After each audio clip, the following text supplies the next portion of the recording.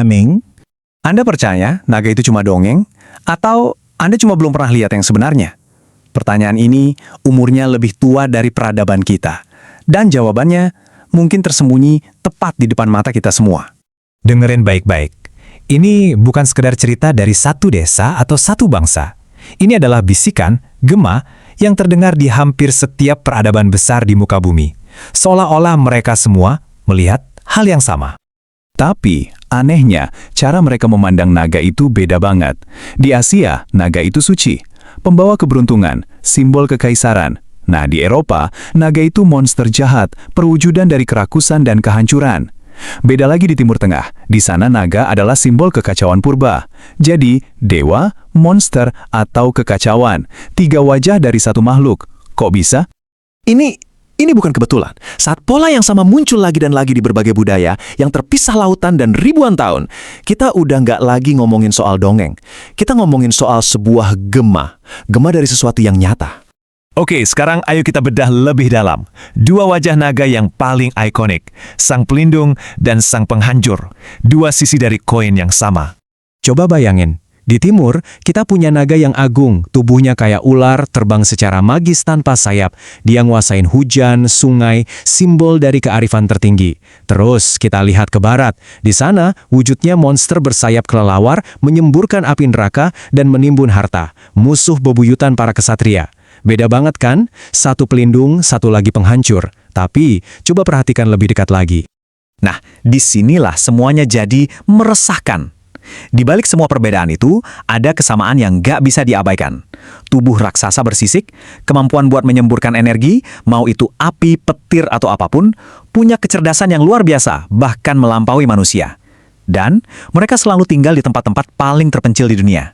Menjaga sesuatu yang berharga, entah itu ilmu pengetahuan, harta, atau keseimbangan alam. Sampai titik ini, kita masih ngomongin dunia mitos. Tapi sekarang, kita akan coba melintasi batas itu. Gimana kalau semua cerita ini bukan imajinasi? Gimana kalau ini sebuah ingatan? Ada sebuah teori yang mungkin sengaja disembunyikan, yang mengatakan bahwa nenek moyang kita itu nggak mengarang cerita ini. Mereka hanya mencatat apa yang mereka lihat. Tentu, sains mencoba memberi kita penjelasan yang logis. Katanya, mungkin orang zaman dulu nemu fosil dinosaurus, terus pikiran mereka yang isi bagian-bagian yang kosong. Atau cerita tentang buaya raksasa dan ular super besar yang dibesar-besarkan dari generasi ke generasi. Letusan gunung berapi, oh itu pasti nafas naga. Semua ini kedengarannya masuk akal. Tapi, apakah itu benar-benar menjelaskan semuanya? Tapi kalau memang penjelasannya sesederhana itu, kenapa? Kenapa bahkan setelah ribuan tahun, setelah sains seolah menjelaskan segalanya, kita masih terobsesi? Kenapa simbol ini menolak untuk mati? Jawabannya, karena naga lebih dari sekedar makhluk. Naga itu perwujudan dari konsep-konsep paling dasar, kekuatan yang absolut, kekacauan alam yang nggak bisa kita kendalikan, dan yang paling penting, ketakutan purba kita terhadap hal yang tidak kita kenal, yang bersembunyi di dalam kegelapan. Dan lihat bagaimana manusia selalu berusaha memanfaatkan simbol ini. Kaisar-kaisar di Tiongkok menyebut diri mereka keturunan naga. Bangsa Viking mengukir naga di kapal perang mereka untuk menakut-nakuti musuh. Dan para kesatria di Eropa, mereka jadi pahlawan dengan cara membunuhnya. Jadi, mau menyembah atau membunuhnya, tujuannya sama, mengklaim kekuatan tertinggi itu untuk diri sendiri. Warisan itu masih hidup sampai detik ini. Dalam cerita-cerita modern kita, naga terus berevolusi.